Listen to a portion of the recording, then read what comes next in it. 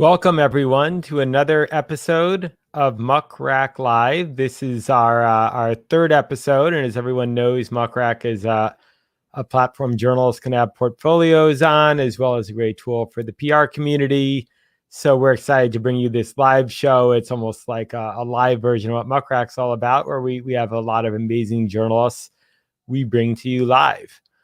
Before I introduce our guest today, I want to invite everybody to be a participant in this and ask questions.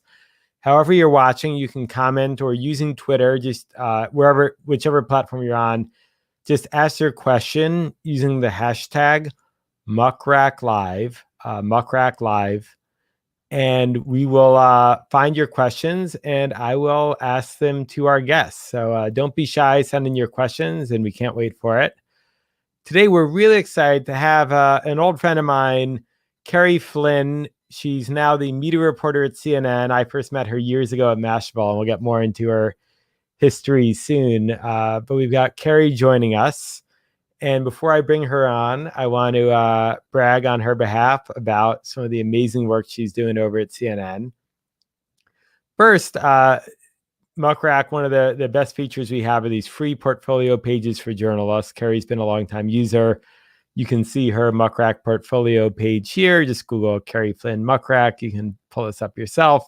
You can get a sense of what she's working on. Kerry is nice enough to share her email address that anyone can hit her up there. And also, let me mention before we go on, follow her at Kerry M. Flynn on Twitter. If you're not already following her, you really have to be if you want to know what's going on in media. Let's look at some of her articles now. She had this really interesting article about the woman who's turning around this scandal-plagued Bon Appetit, and it got a lot of traction on social. Over 1,000 shares, comments, and likes across all of social. She does really impactful writing. We have another article of hers too to share with you. A bit about the royal family and the media empire they're building, combined with Spotify. Again, lots of shares on social. We use Muck Rack's Who Shared My Link tool to do all this analysis. So you can get this kind of third-party verification that she's making a big impact. And finally, a lot of you out there, I'm sure, love the New York Times The Daily podcast. She got to interview their host, kind of turn the camera around on him before I turn the camera around on Kerry herself. Let's watch Kerry interviewing a podcaster. From the New York Times, I'm Michael Barbaro. This is The Daily. The Daily launched at the start of the Trump administration. So how would you sum up what the last 4 years of The Daily has looked like? It now feels like a cliche to say that The Daily found a way to break through the clutter, but I think it did because people were hungry for a format that was thoughtful and pretty intense and narrow, and took this truly historic, emotional, messy moment and every day said one story, no opinion, and just a very methodical approach to narrating the news. Why do you think The Daily has reached this massive scale of 4 million daily downloads? Kerry, welcome to Muck Rack Live. Hi, thanks for having me. It's always fun listening to my own voice. More likely, it's always fun listening to Michael Barbaro and putting a face to Michael Barbaro's voice.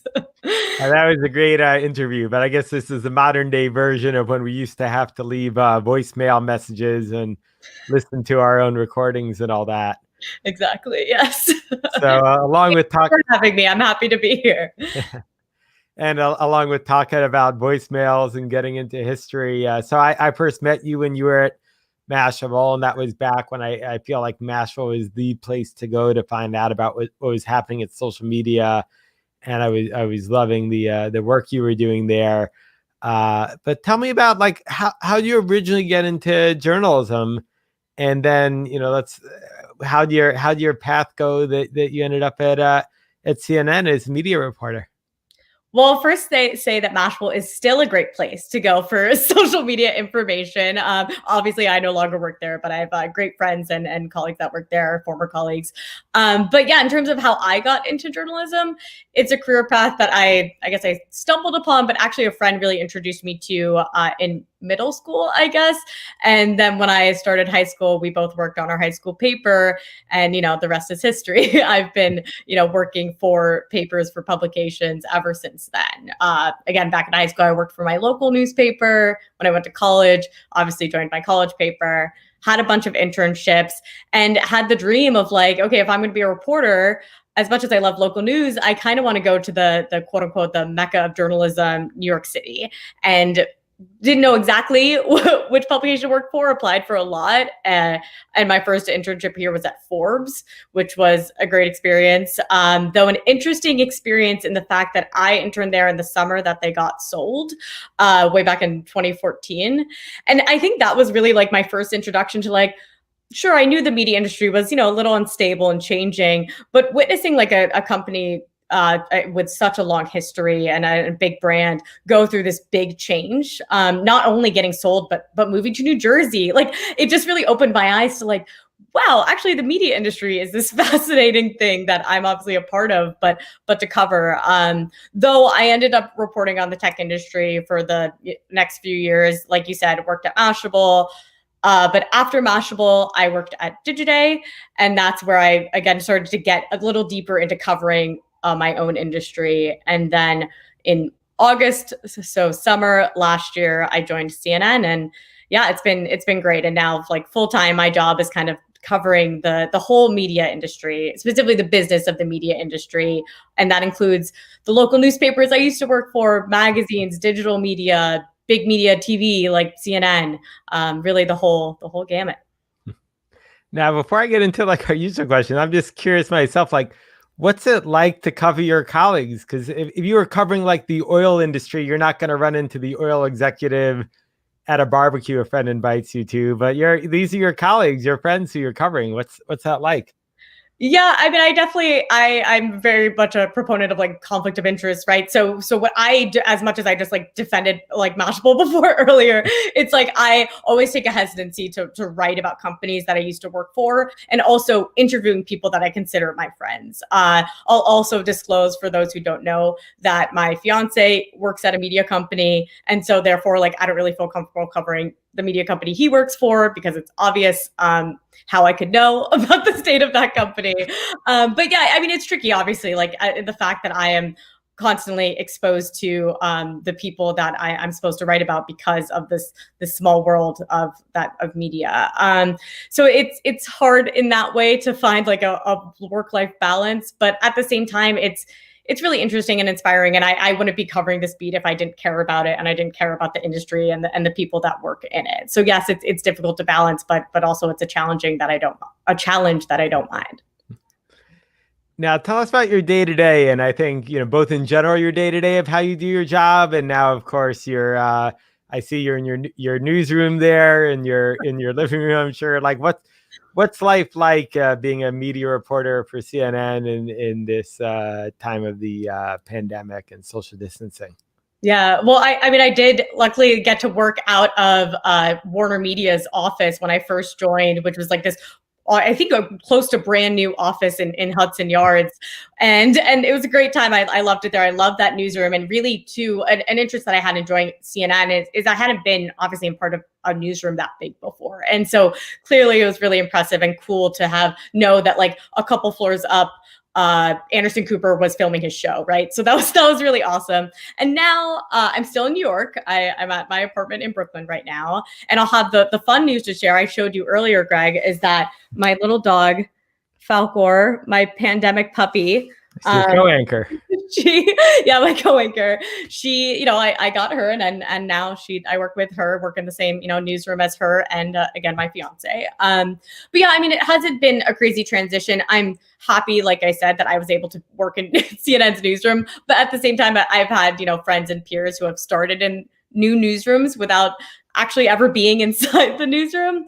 But it hasn't been too hard. I mean, the benefit of like what we're doing right now, right, is like I'm able to talk to people through video, right? It's not the same as in person. I was just actually reminiscing on this yesterday because the app Periscope, which I think we might be streaming on Periscope right now, but it's pretty much becoming Twitter Live.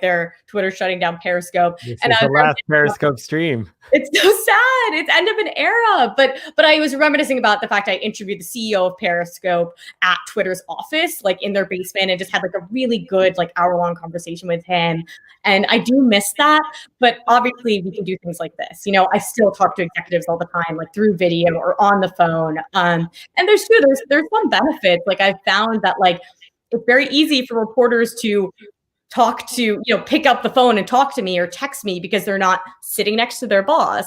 At the same time, they're not overhearing things. Like it's a little hard to like gossip these days. There's no like company parties and there's no like looking next to you and seeing, oh, why is that person talking to that person? But still, there's definitely some perks. Nice. And tell us about that interaction. I think a lot of people are wondering if they want to talk to a journalist, like, should they schedule a Zoom with you? Should they just do a voice call to you? Google Hangout? You know, there's so many ways we could talk. Like, how do you prefer to interact with people? I really don't mind at all, like cop-out answer of like, I guess it depends. But I definitely like, I guess like the two-party consent thing and being informed. Like, I feel like with every meeting I set up now, I have to be like video or audio, because not everyone specifies. And I'm obviously totally open to both, but I really don't mind video. Like it means like I'll have to put on like a more professional shirt, though at the same time, like I definitely did a call the other day and I was wearing this like Dunkin' Donuts like cozy sweatshirt because I didn't feel like changing. So it doesn't really matter though. I communicate always and won't mind like whatever the person is most comfortable with. I could have worn that today and we could have gotten this stream sponsored by Dunkin'. Wow, my dream. Yeah, I wasn't sure how you would feel about that, but good to know your reference. For next time, yeah, you got to drink their coffee too while you're on. All right, next time. All right, now tell us about like a recent story you did and walk us through from like the pitch you got or however you got the story idea up to the point of publishing it. Well, I'm actually really happy that you showed the story about the New York Times podcast, The Daily, with Michael Barbaro, because that was a story that I really enjoyed writing this past year. It just came out a couple weeks ago. And I guess one reason that I'm happy and I guess proud of that story is I told my boss earlier this year that I really want to write more about podcasts because in the media landscape, podcasts are obviously a big topic right now. And that's not anything new. Podcasts have been rising over the past few years, but I personally, as a newish media reporter, hadn't been doing a lot on it. And I was like, I really just want to kind of like make a name for myself there and do more reporting on that. And so obviously with that, I quickly grew to learn that The Daily is a success story in the podcasting industry and for the New York Times. And what really, though, sparked my interest in writing that story is I think I have in the story that it was at Advertising Week, which was obviously all virtual this year, not in person. The New York Times announced that they had reached, I think at the time it was 3.5 million downloads. It might have been 4. It was a massive scale that I was like, wait, what? Like I stopped and I started like Googling and I was like, has anyone written this? Like, has anyone talked about like how insane that is? And so that really like sparked myself to it to be like, sure, yes, I knew that The Daily was a success, but like the fact that again, 4 million people potentially listen to The Daily a day, and that's just downloading, not on the radio waves that they also broadcast on. That really turned me on. And again, I was proud of that story because it's something that I wanted to cover, and it was cool to interview Michael Barbaro and to have that like video component of a story. It was a long form story with the digital video with graphics. It was just a piece that, again, when I look back on, I was like, that was fun, that was good, and hopefully interesting for people to read. And after you publish a story like that, do you just publish it and you're on to the next story? Or do you spend a lot of time thinking about like, hey, how do I share this on my social and how does it get read and distributed? Well, I definitely am one to, with whatever story I do, I share it on like every platform. I'll like tweet it and I'll do like a tweet thread about it. And then I'll post it on LinkedIn with a different thing. And then I post on my Facebook. I only recently, I think it was March, it was like early pandemic, I rejoined Instagram. I didn't delete my account, but I had kind of gone quiet. I made a big deal about it back at Mashable. So I posted on Instagram, on my story. So I shared it on all my platforms. And one also area that is, I guess, new since I joined CNN, a place where I share it, is my colleague Brian Stelters and Oliver Darcy write a nightly newsletter called Reliable Sources, where I have a new opportunity to like pitch everything I write to have it gain traction there. So as everywhere I could share it, I tried to share it. And obviously as well too, I saw that Michael Barbaro himself like tweeted out, which was, good to see. He obviously has a massive fan base online. So it was great to see that, the people involved in the story, and then obviously fans of the Daily shared it as well. Nice. And, that actually ties in well. First of all, you got a compliment here from Rich, who says through Facebook, it was a compelling story. Thanks. So you made an impact there. Actually, I love that word. That's great. just before you said that, actually, we got a question over Twitter from Steph Rendon saying, what's the best way to pitch information for inclusion in media newsletters? I know CNN has a few. So this is kind of meta because it sounds like you yourself are pitching your colleagues like Brian to include your work in their newsletter. And then I'm sure you have people pitching you on stories they'd like to see in some other newsletters. Just tell us, it's like this whole extra level of pitching, but how does that whole world work?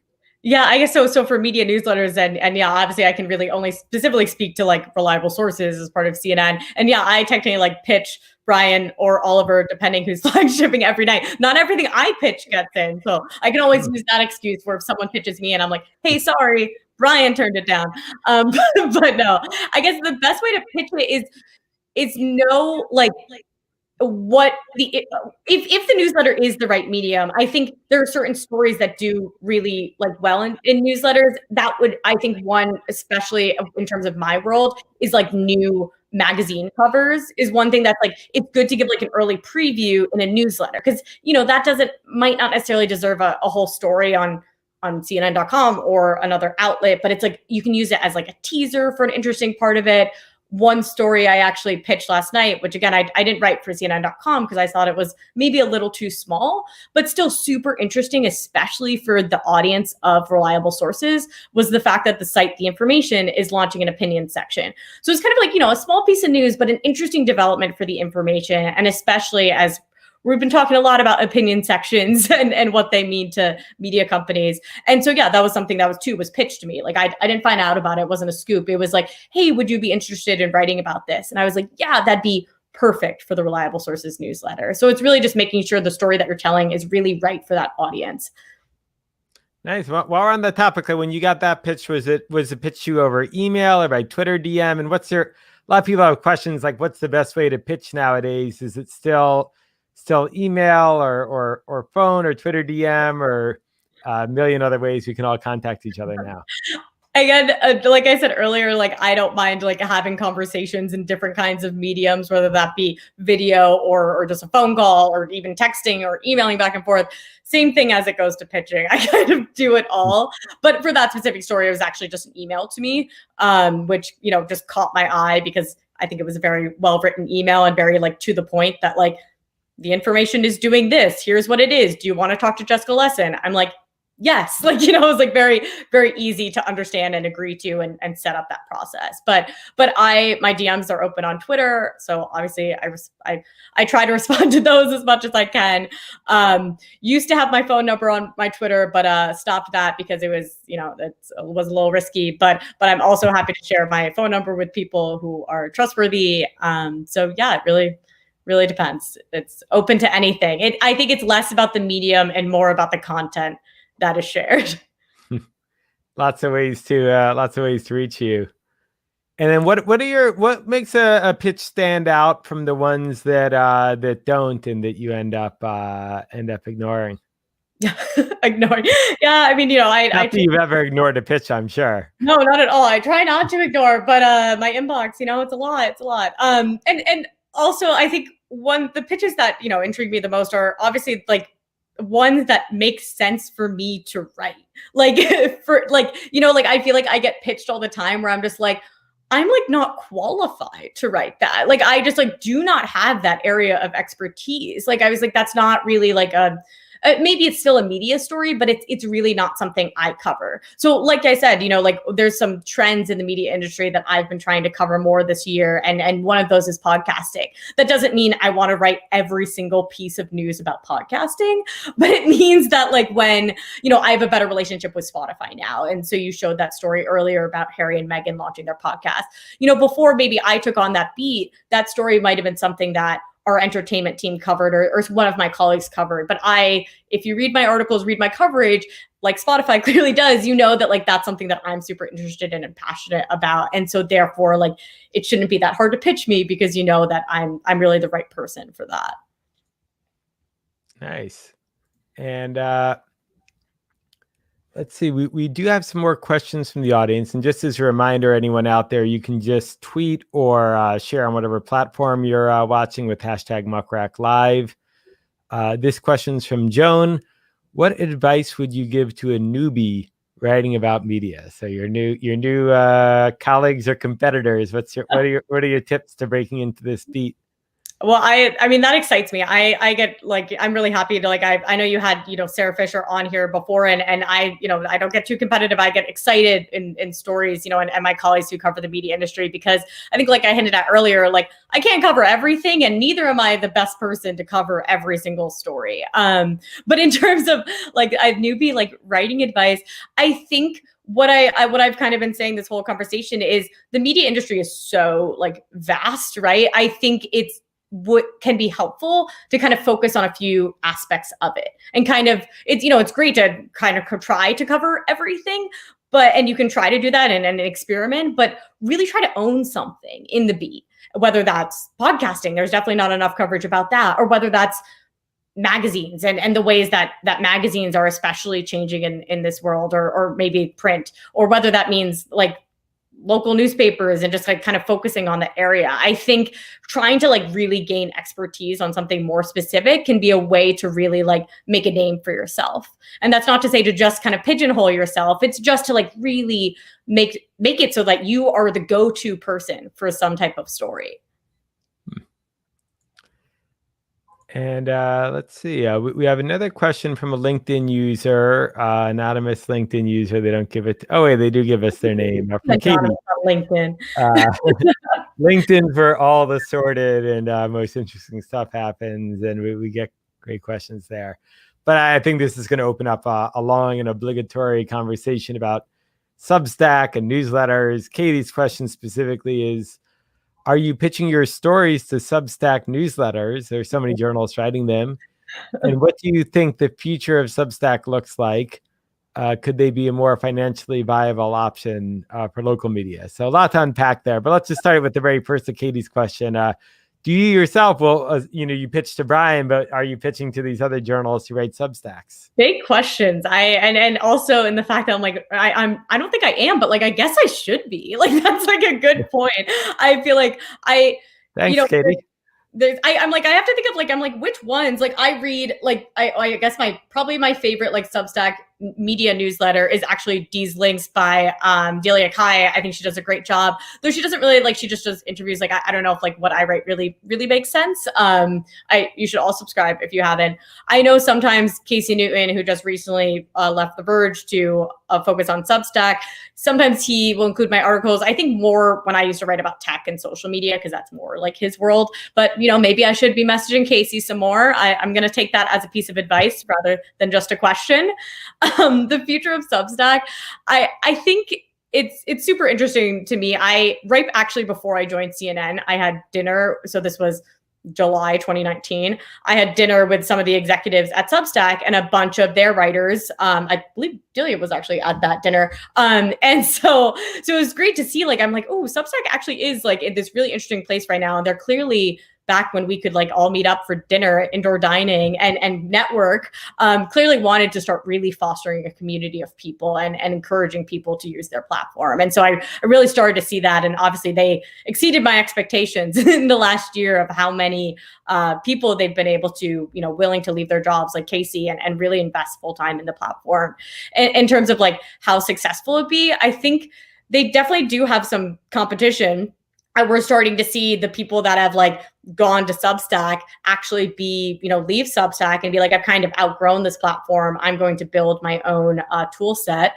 And I think it's going to be curious to see. When I first started to learn of Substack, I'm like, I know that this isn't breaking news to say, other people have kind of had this idea that it's like, did Medium, the company, kind of drop the ball here? It feels like it's something that they could have perhaps provided. They really were seen as this like place to like be your own blogger, be your own media company online. And yet we see the rise of Substack, though competition is good. So I'm very curious to see if there are other, Substack options in the future. But I think they've been really smart, like I said, about fostering community and continuing to listen to that community and build tools that the community and community, I mean, not just the people who write for them, but also the people who read Substack newsletters. The latest development being yesterday, they released a like quote unquote RSS reader. And that's something that people were really asking for. So I think that's great to see that, and it gives me kind of respect for them that they are listening and taking feedback and implementing and releasing products. It's really impressive. And I think they'll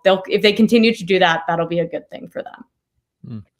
And do you envision a world, I guess there's two ways I think people are viewing it. One is like Substack and the idea that a journalist can just go independent and have a few hundred subscribers and make a good income is like a future model for journalism. And then there are other people who say like, hey, there'll be a couple of breakout stars like a Strategery and, maybe one or two journalists who are really big and the rest will end up going and having jobs working for media companies like the old days.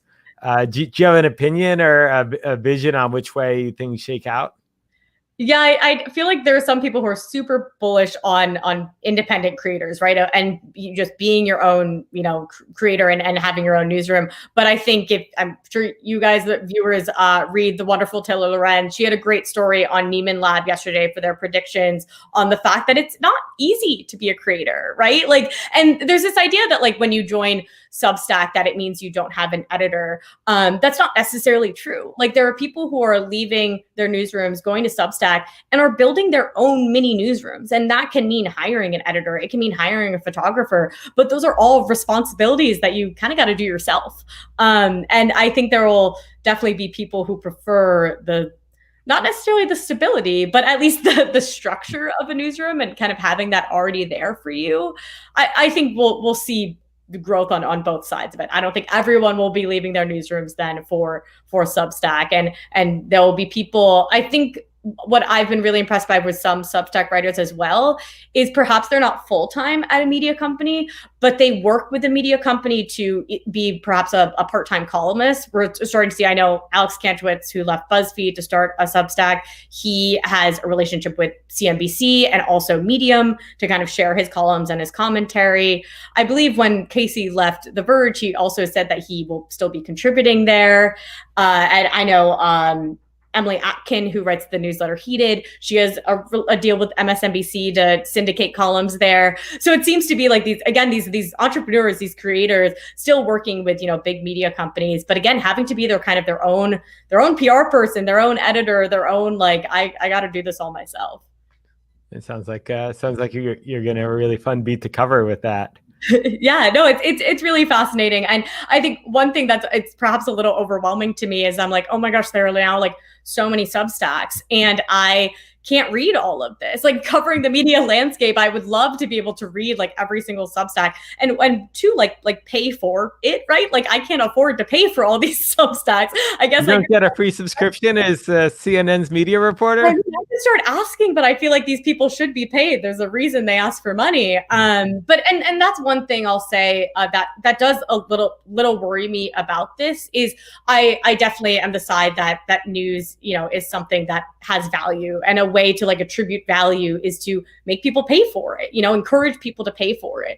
But the truth is, not everyone can easily afford to pay for news, and not everyone can easily afford to pay for 20 Substack newsletters to like really get their to feel like their media diet is complete. And so if we're seeing this like crazy push to news and like split up of news, that's where a lot of people have been asking me like, okay, when are you guys going to start bundling to make it easier for me to be able to afford and so continue to support you guys, but really afford it myself. You're going to need SNN, Substack News Network, and you get a bundle of all the newsletters you need. Yeah. We have another question via Facebook from Alyssa Carroll asking, what other media trends beyond podcasting are you excited about right now? I think she asked this before we started talking about Substack. So I'll say beyond Substack and podcasting, like what else is happening in the media that you want to cover and that you'll be writing about? Yeah. Also, well, first off, I'll say hi, Alyssa. I love you. I haven't talked to her in like too long. She left me for the West Coast instead of East Coast. Anyway, to answer your question, Alyssa, I think one topic that I have been, very, I guess, focused on this past year, unfortunately, is COVID's effect on the media industry. And this next year we'll see what the recovery is. Not just look at the fallout, but the ways that media companies the ways that they'll be turning around. I read a story literally just before this. Also, I'm specifically curious about that when it comes to local news and local newspapers, because they've really been affected by that. I saw that Axios bought this company in Charlotte. It's called, I believe, the Charlotte Agenda, which is a competitor to the local newspaper there. And they're really trying to invest in local news, but reimagine it in the way that Axios has reimagined media. And so that means newsletters, podcasts, a heavy presence on social media, and just not the traditional articles that you read. So that's definitely one thing that I'm working on, keeping my eye on. And the last thing I'll say is for sure race and representation in the media industry. That's something that was talked about obviously a lot this year with the death of George Floyd and other Black Americans, but it's something that's been talked about for a while in the media industry, that the media is quote unquote so white, and it is. There are stats that show that, and I want to be better myself about continuing to write more stories about that. I know I said that The Daily was one of my favorite stories that I wrote this year, but beyond that I did a deep dive on a company called Refinery 29 that was very much had problems with diversity and inclusion. Many people I spoke to, accused them of that and experienced that. So I want to, continue to watch that and watch out for companies who are perhaps not being as inclusive as they should be. And a lot of companies made public commitments to the fact that they're going to be better, that they're going to make their newsrooms more diverse. I think NBC News News Group was probably the biggest one to be like, we're going to make our newsroom 50% women, 50% people from underrepresented backgrounds. And so, okay, if they said that, like, I got to hold them accountable to that. That's my job. So for sure, that's what I'll be watching out for in, I guess, the year ahead, but also in the years ahead. Yeah, it's a lot of wide beat. Yeah, a lot of things. Again, I try to keep myself a little focused. But it should be a busy year. Another question via YouTube from Alexis Jones.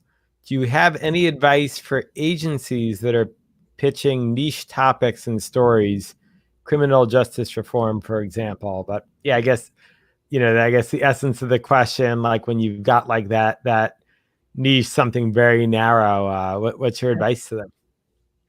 Well, it's a little difficult of a question, I guess, with criminal justice reform.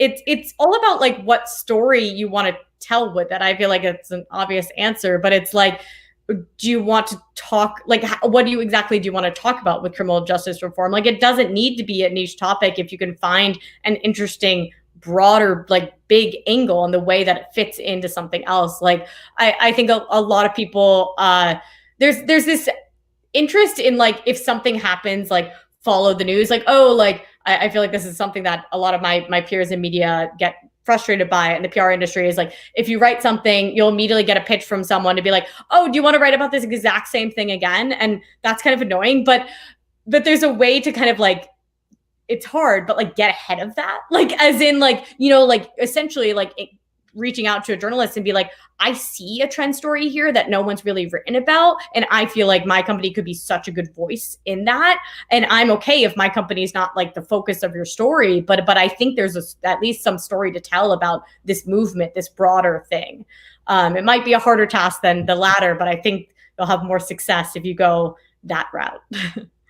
Hey, so let me ask you too. I know it's a big challenge for a lot of agencies pitching out there, and brands and CEOs pitching. Like, how should they think about building a relationship with journalists and And before COVID, like you mentioned, the Substack dinner, like, would you meet people for a desk side or a cup of coffee? And then have you seen people creatively reaching out to you to build a relationship after that? Yeah. Well, one thing I've always loved is people just like introducing themselves to me, essentially like coming to me with like no exact agenda at first, like, and being like, hey, like, I read your work. Like, I just want you to know that I work with these 3 clients, or perhaps I'm in-house at this company, and just want to like kind of, again, like put a face to a name and know that I can be a resource to you. Like, that's so useful, rather than what I just said of like, you wrote this thing, like, you should talk to my person right now. And I'm like, I would love to maybe in the future, like, like it's just kind of like starting slowly, like starting to build that relationship and get to know each other and what you're interested in, rather than be like, you must do this thing for me now because I think it like makes perfect sense for you. And it's like, maybe, but like, let's talk about it first. So I think that slow approach can be helpful. And yes, I know we can't have in-person coffee meetings as much anymore, but we can definitely do these, like, even like just like a 10-minute networking video call is super useful for me. When I said I was wearing my Dunkin' Donuts sweatshirt yesterday, it's literally during one of those calls I had with someone that was just like an introduction. Neither of us had an agenda. It was like, I just want to know what you do, and I can talk to you about what I do. That's great. And we just put up a question here from Lauren Slats on Twitter, at snapslats96, if you want to follow her. Do you have any advice on maintaining and fostering relationships with journalists, occasionally chatting versus reaching out only with stories? I mean, you just gave a lot of them, but like, what else have you seen, or just ways that people are kind of touching base with you and keeping up with you and they don't have something to pitch, and just being kind of a good resource to you in general? Yeah, I mean, I don't mind. I think like every journalist likes to like receive like positive feedback on stories, or I mean, and obviously like critical feedback is actually, very helpful too. But like, if I read something that, or if I write something that you read, like I would love to hear that. Like, again, like the no agenda situation of like, oh, that was such a good story, like, great job, like, smiley face. It's kind of like, the human encouragement interaction that I think just helps foster relationships, and also just like keep people like updated too. Like, when you can share, like, I always find it interesting, especially for PR professionals that work inside agencies, when they take on a new account and I'll learn about it way later. Like, I'm the type of person that doesn't like mind like reaching out, be like, hey, I have this like new account that I'm working with, like, might not be a fit for you right now, but just want to like let you know for the future. It's one of those like easy ways to keep updated. That's great. And we have another question from Twitter from at Debbie Bays, saying, have you attended virtual press events this year? If so, what did you think about them? And do you see them continuing once COVID's behind us? Yeah, I think I mentioned earlier the reason that I was inspired to write the daily story is because I attended virtual ad week, which was very strange. But, because for some reason I'm the person who actually like enjoys going to ad week, because it's just like a networking fest. And that's what I like about it, is because like not everyone, but a lot of people who are like, power players in media and advertising gather in what used to be all over New York, like Times Square, but now became an AMC. It was very weird, but I liked it. But anyway, I attended that. And I guess, it really took the charm away, because unfortunately with that conference, like, there was very little networking. It felt like I was in, I guess in like college again. And the fact, though, it was like not interaction, it was just like literally just like watching lectures over and over again, which, yes, can be informative, just like I hope this is informative. But it was a little tiring when it was especially back to back. But I think there's a way to do it right. And that's where some companies have been really good about doing breakout sessions and just like doing breaks in between back-to-back panels, but 2, just doing break working sessions and networking opportunities. I had the chance to attend Marie Claire's, what they call their Power Summit, which is, again, a great like in-person event. I hadn't been to the in-person event, but I think they did a great job by, I'm totally blanking on the name of the software they used, but they used some software that made it really easy to do breakout rooms and really easy to connect with someone one-on-one. And I think if we can do more of that, that sounds awesome. But just like ad week just being like nonstop, like 24 hours of like lectures, like is not is not my ideal. Not to throw Adweek like under the bus, because like other conferences were obviously like that too. But I think we can definitely, I don't think virtual events will be, done. I think there can be a good use of them in the future. That's great. And just for everyone watching, we're entering our last 5 minutes. These go till 3:45 Eastern, but we're going to try to squeeze in as many questions as we can. So send them in, hashtag Muck Rack Live. Here's a question we got from Kyle Thomas asking, do you have any advice for giving your stories good titles? And I guess we should also ask, you even get to title your own stories, and tell us how does that all process work? Yeah, I was wondering with this question, I was like, are they asking like for the subject line of a pitch, or are they asking me like how the head of my stories come out to be? But I guess like both the same. So I get to pitch my own headline, but I'm a part of like a team of people, a programming team whose job it is to help package stories and like you mentioned earlier, Greg, like help them be shared online as much as they can be, but reaching the right people, right? Not just be shared online by people who don't care, but being shared online for the right way and tell the right story. So I'm not the expert. There are actually people, on staff at CNN with me who are really that's their job. So perhaps I'm not the best, but I think I think, for example, maybe we'll talk about like my daily story again to keep bringing it up. You should really read it if you hadn't. But the headline that my programming team ended up deciding for that, I think my version was like much longer. It was going to be like the Biden administration, or the daily podcast launched in the Trump administration, what happens in the Biden administration, like something like that, which I think is the question that I actually first asked Michael. But they were like shortened it to like, what's next for America's favorite podcast? And like, it was like, just like way, like mine was like really like, I don't know, it was like, felt more like a college paper, like, like a very like serious like thing, while they left it as like, still like this, it was the same question, but like more open-ended and perhaps consumer friendly, and has a little like curiosity gap as well. Cause you're like, wait, what's America's favorite news podcast? And so again, I appreciate the brilliance of my programming team. I can't take credit for that one. Great. And let's go to Aaron Montessor's question. And thanks. I'm glad he finds the conversation compelling. My new favorite question is, rise of unions and their impact on the media industry. What do you think? I'm really happy Aaron asked this question because I should have said that as one of the things when Alyssa had asked what topics I'm interested in focusing on. Definitely the rise of unionization. I actually was on my colleague Brian Stelter's, his podcast, Reliable Sources podcast, this past week. I think it just came out today. And he asked what was one of the biggest news stories you covered this past year, biggest trend. And that's what I said, the rise of unions in newsrooms. It felt like, especially before COVID, but even then during COVID, that every other week there was a new union happening inside a newsroom, whether it was Sports Illustrated at the beginning of the year, it was Hertz Magazine later in the year, it was Bustle Digital Group more recently. And so that's interesting. It was magazines, digital media, and then a lot of local newspapers as well. And so I think it's interesting to see it. And it shows the fact that unions, I think a reason we're seeing the rise of it is because there are so many of them, that it's really opening up people's inside newsrooms eyes that like, oh, like I can unionize, we could unionize. If we have problems, like we could unionize because other newsrooms have done it. And you're also seeing as well, and I've heard this from people inside unionized newsrooms, that it's like you might have someone who used to work inside a unionized newsroom who then joins a newsroom that isn't unionized and can again like explain like, here's why we should unionize. Here's the benefits of unionization. So what I'm curious to see then is keeping my eyes on what newsrooms will perhaps unionize in the next year, what ones haven't. I think we'll definitely see more in local newspapers.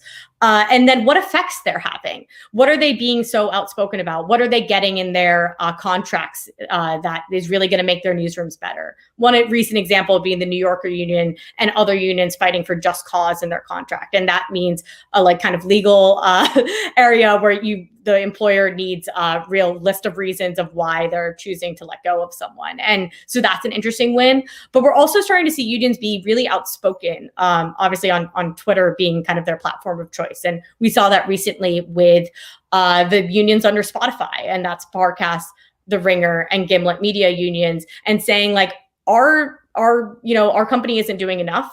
Such as in diversity, like there's X number of people who have left this newsroom, who are Black, and that's awful. Or our staff is only X%, Black or people of color. And so I'm really passionate about this topic. I could talk about it all day, but I for sure something that I'll keep an eye on. Great. And for our final question, we want to go to this question from Sandy Pell, who actually was one of Muck Rack's first user. Hi, Sandy. Her question is, Kerry, curious, have you ever received a video pitch from a PR person before? And if not, a short video to your inbox that includes a video that was created just for you. So can someone send you a video to be watched on your own time pitching the story? And would that mean more to you than a text pitch? Well, I don't think I've ever received one, but I very much like it. I don't know if every journalist would like it, but I'm kind of down for it. It'd be very interesting. At the same time, it depends like how long this video is. Like, like we only have so much time. And I think it's important to, one thing I love about like good email pitches are when they're like we said earlier, have a good subject line and like kind of tell the story really straight. So it's just really easy for me to be hooked and interested. So I'd be a little wary that this video would take a lot of time. But one of my favorite things I'll say that I've been using recently, I actually just used earlier today, is an app called Upstream that my friend Alex Taub founded, which is really good for networking. And it's literally with your phone, it's just video chatting. And I started doing office hours every other week. I might try to do it weekly. And it's essentially people can pitch me there. I've been pitched there. And it's also just for people to introduce themselves. And a reason I love it is because it's video. And a reason I also love it is because it's only 10 minutes each. Like I can set the time. So therefore it doesn't feel like it's taking up too much time of my day. So what I'm saying is try it and we'll see how it goes. Great. That was the race for everybody to send out their first the first ever video pitch. I'm ready. To Kerry. I believe we are out of time, but just because we have it on the screen, Tamara asked, what email subjects are best when reaching out to a reporter? Let's take that as the last question. I feel like there's this trend of like putting the person's name in the email subject line. And as much as like I appreciate it, I like get confused by it. And I'm like, okay, like I guess maybe it's their person like sorting it in their own inbox. I don't know why my name is in the subject line. I think it's just literally saying exactly what you're reaching out about. And so I think one thing that's useful is you put like embargo or exclusive or meet and greet or like interview opportunity, like something like that explains like what you're reaching out about. And then the next two words is like a little teaser of what that is. Like I said earlier, like the information opinion section, like that could be, I don't think this is what it was, but like exclusive, the information opinion section, like that would be the ideal subject line, just like super straightforward about what you're reaching out about. Very cool. And unfortunately we're out of time. There were a lot more questions we didn't have time to get to. But I want to turn it over to you, Kerry, for just closing thoughts. What should people be watching out for in your media reporting for next year? And also, how should people get in touch with you if they have more questions for you? Yeah, well, Greg, I really appreciate you guys having me. This was really fun. I'm looking forward to the next time we can meet and hang out in person because it's been far too long. But yeah, I appreciate all these questions. I feel like they like captured a lot of what I wanted to like say and what I've been covering. I'll just say that I'm very much looking forward to my first video pitch, but also hoping to like meet more people. Like, I obviously like cover a lot and like sure have a great like network of people, but don't feel like intimidated. I hope I don't come off intimidating and I'd love to, kind of connect more and write stories that, like I mentioned, like trying to get ahead of the game, right? Like what stories haven't been told and what stories should I be telling? Sure. Like I shared today a lot of topics that I'm interested in, but I'm not the expert in everything. But perhaps I'd love to get to know something more, just like, I did this past year. And so please reach out to me about that. Reach out about what stories you think I should be telling. And I'd really appreciate that. But again, Greg, thank you so much for having me today. This was really fun. Thanks so much, Kerry. This was a blast having you on. Appreciate you taking the time. And like you said, can't wait till the next time in person. But this is a great excuse to hang out with you virtually. Thanks again for coming on and taking the time with our audience. Thank you. And I should say, I forgot to say that, but you had it up there earlier. You have it there right now, that my handle on actually every social media is Kerry M. Flynn, my name with my middle initial. And so you can find me anywhere. You can find me. Yes, I use Instagram now, but maybe that's not the best place to contact me. Probably TikTok? Twitter, and then probably email, maybe TikTok. I do use TikTok. That is my handle. But wherever you want to find me, that's the handle. That is great branding, Kerry. Well, I'm sure you're going to hopefully get a lot of followers out of this and a few video pitches too. Thanks again and have a great evening. Thanks, Greg.